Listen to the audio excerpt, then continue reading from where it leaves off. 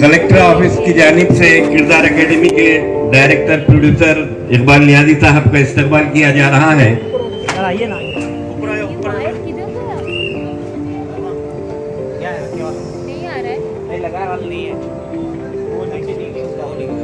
जोरदार तालियों से इनका इस्तकबाल कीजिए। जनाब इकबाल नियाजी साहब मुंबई से तशरीफ लाए, किरदार एकेडमी के डायरेक्टर। ऐसा तख्लीकार जो अपने प्यार को कुर्बान करने की अदा जानता था और कहता था, चलो एक बार फिर से क्या बात है, क्या बात है। अजनबी बन जाए हम दोनों। साहब वो एक बहुत बेफिक्र लावाली सा शायर था जो कहता था, मैं जिंदगी का साथ निभाता चला गया, हर फिक्र को धुएं में उड़ाता चला गया। एक दुनियादारी को ठोकर मारने वाला नॉन मैटेरियलिस्टिक इनकलाबी शायर था जो ये कहता था कि ये दुनिया अगर मिल भी जाए तो क्या है, ये दुनिया अगर मिल भी जाए तो क्या है। साहब वो एक ऐसा शायर था जो देशभक्त था, जिसके बोल रगों में खून की गर्दिश को तेज कर देते थे। वो कहता था, ये देश है वीर जवानों का, अलबेलों का, मस्तानों का। क्या बात है सर, वाह। एक गीतकार था, एक विद्रोही बाकी शायर था जो ये पूछता था कि जिन्हें नाज है हिंद पर वो कहाँ है, कहाँ है, कहाँ है, कहाँ है। एक नर्म दिल आशिक मिजाज शायर था जो रोमांस करना भी जानता था और फ्लर्ट करना भी, जो कहता था, ए मेरी ज़ोहरा जबी तुझे मालूम नहीं, तू अभी तक है हंसी और मैं जवान। क्या बात है, तो साहिबो एक नॉस्टैल्जिक शायर था जो अपनी यादों को संजोए रखना चाहता था। जिंदगी भर नहीं भूलेगी वो बरसात की रात। दोस्तों एक उदास मन का, मायूस टूटे दिल का शायर था जो कहता था, जाने वो कैसे लोग थे जिनके प्यार को प्यार मिला। और दोस्तों हाजरीन, इन सारे शायरों, गीतकारों और रचनाकारों का बस एक ही नाम था, साहिर लुधियानवी। तकदीर बना रे, अपने पे भरोसा है, कोई दाव लगा ले, लगा ले, दाव लगा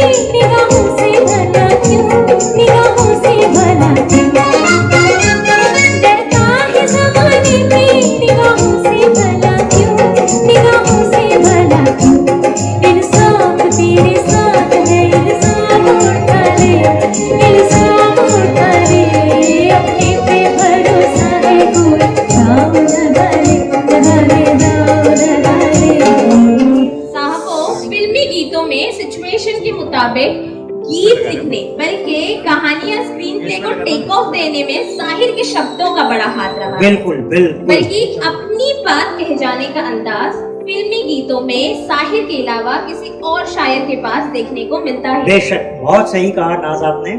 मुलायम अल्फाज, जख्मों पर फूंक फूंक कर मरहम लगाने का अंदाज और सीधे सरल अंदाज और आसान लफ्जों के फूलों से दिलो दिमाग को महकाने वाले उनके गीत इसलिए मकबूल हुए हैं कि उन्होंने नाउम्मीदी के दौर में भी उम्मीदों के चिराग को जलाया। क्या बात।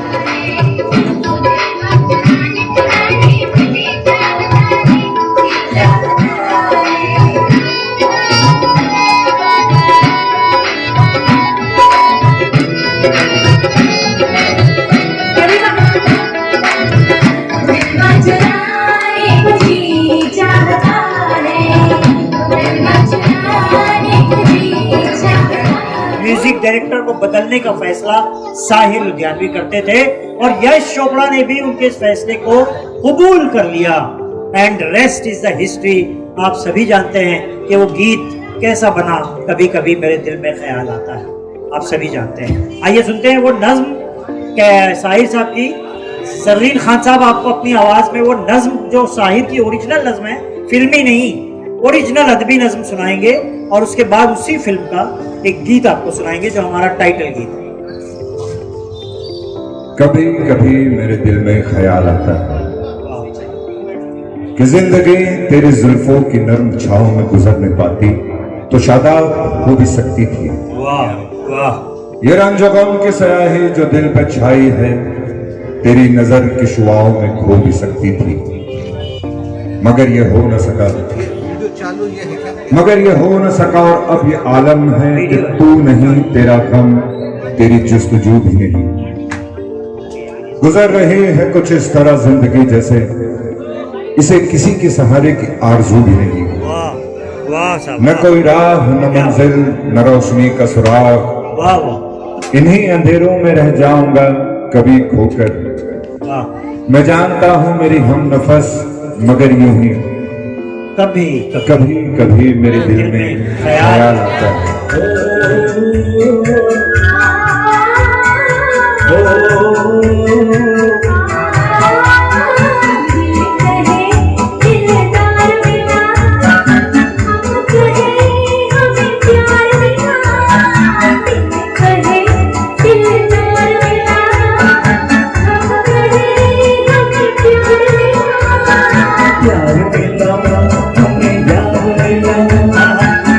नया संसार मिला,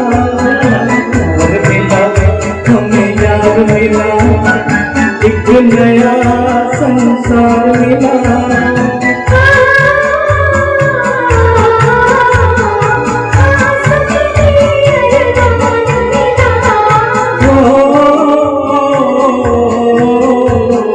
जीने का सामान मिला, मिल गया एक सहारा, मांग के साथ तुम्हारा, मान लिया संसार, मांग के साथ तुम्हारा।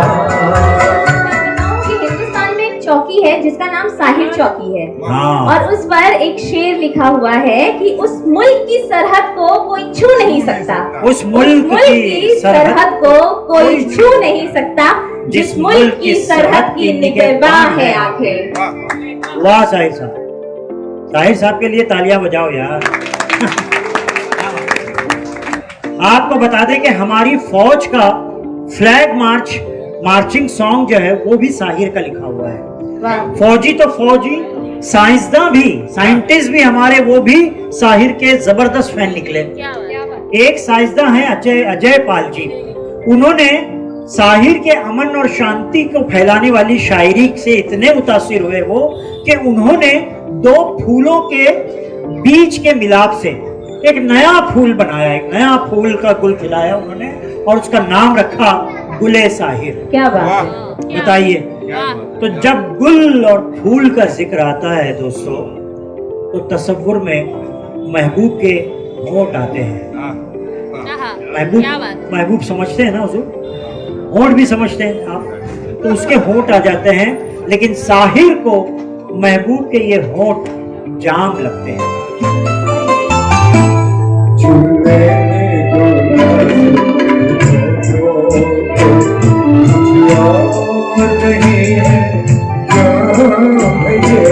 कुदरत में जो बख्शा वो सबसे हंसी नाम है, झूले में जो नाजुक होगा कुछ और नहीं है, नाम है झूले में जो नाजुक होगा। ये मुरादों की हसी रात किसे पेश करूं, किसे पेश करूं।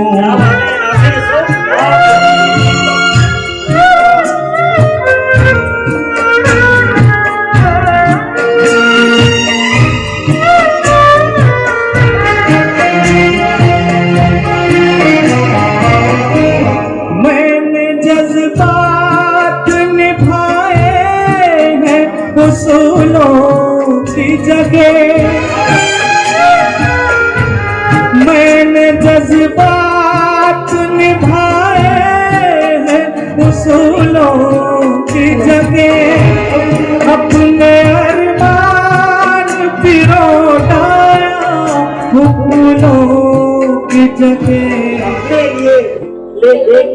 फकत दाग मिला है। अपने लिए लेके फकत दाग मिला है। जो तार से निकली है वो धुन सबने सुनी है।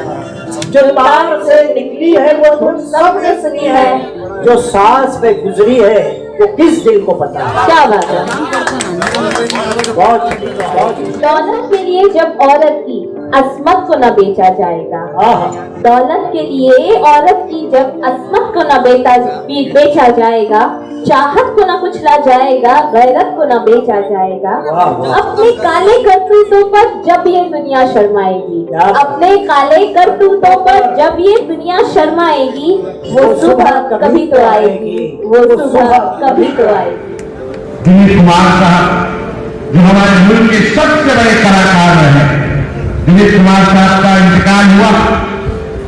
अशोक चौहान जी मैं चाहता हूँ, नवाब मलिक साहब मैं चाहता हूँ कि इस उर्दू घर का नाम दिलीप कुमार उर्दू घर के नाम से दिया जाए, इसी खान साहब के नाम से इस उर्दू घर का नामाकरण किया जाए, ताकि उनका नाम और उनके काम नांदेड़ के लोगों के साथ साथ मराठवाड़ा के लोग और पूरे महाराष्ट्र के लोग याद रखें, आने वाले दिनों में नस्लें याद रखें।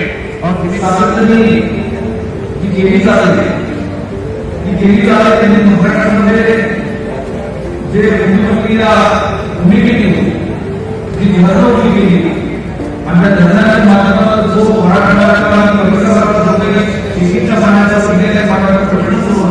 दिलीप कुमार जी तो उसका ओरिजिनल नाम उनका यूसुफ खान जी।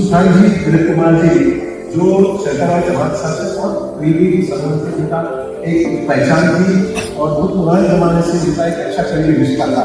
तो मरहूम दिलीप कुमार जी आज नहीं रहे और उनके नाम से ये किसी उर्दू घर का नामकरण किया जाए, ये यहाँ पर बात अच्छी हुई और उसकी तारीफ करता हूँ और उम्मीद करता हूँ कि ये चर्चा निश्चित तौर पर हमारे गाँव भाई करेंगे। फाइनेंस मिनिस्टर रहे, महाराष्ट्र इंडिया रहे, दोनों रहे, प्रदेश में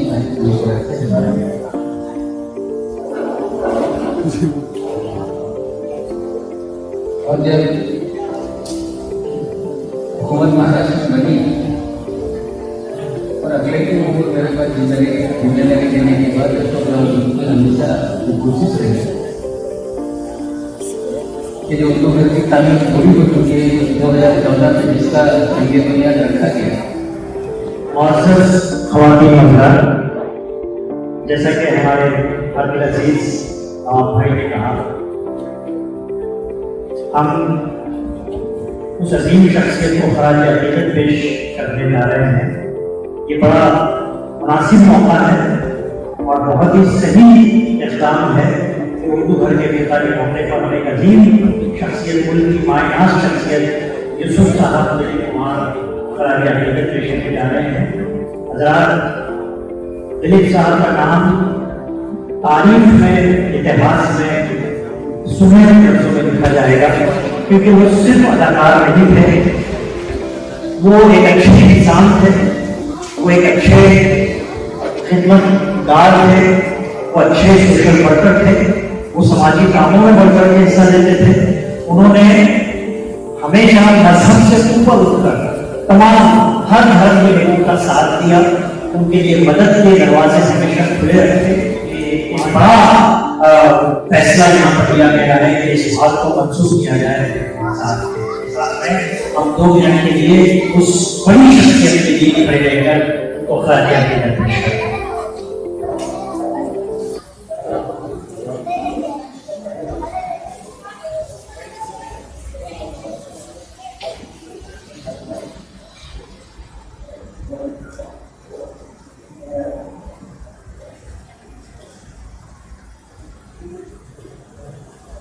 समय इंडिया न्यूज चैनल को देखने के लिए लाइक और सब्सक्राइब करना ना भूलें।